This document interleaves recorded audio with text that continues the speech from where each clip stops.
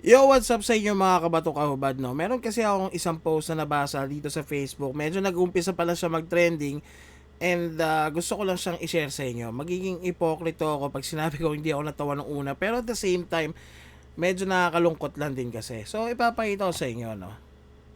So, itong post na to ay galing kay JJ Funk. Di ko siya kilala. Wala akong idea kung sino sila. And ito, share ko sa inyo. So, ang kwento ay, nag-Christmas party yata yung anak nila sa school.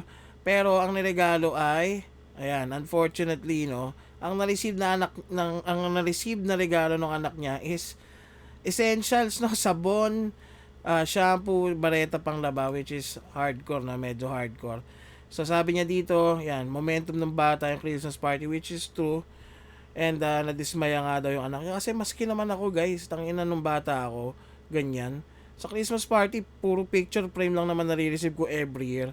Which is okay lang naman, pero medyo hardcore kasi ito sabon. Tapos binalot pa dito sa box ng Selecta fortified milk. Oh, sabi naman nila, hindi naman sila masela, hindi sila Martin Pamilya, which is fair enough. That's fair enough. Kasi nga naman, kumbaga, gusto na naman ng bata mag-enjoy. Siguro, nag-expect siya ng something, no? Na, well, hindi ko rin alam, no? Kasi hindi ko naman sila kilala. Pero, yan, dahil, syempre, it's the season of giving. Di naman, although hindi ako naniniwala sa Pasko, no? Papadala natin yung bata na yan ng isang Justice Buster. Ayan. Ayan, bigyan ng Justice Buster yan. So, sa mga hindi nakakalam, itong Justice Buster, hindi ko to pinopromote, hindi ko sinasabing bilhin nyo to.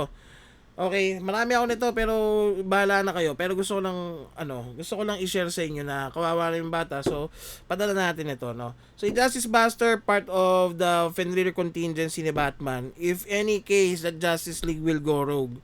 So, part yan ng plan niya na kung paano susupilin yung Justice League just in case na, maging masama sila.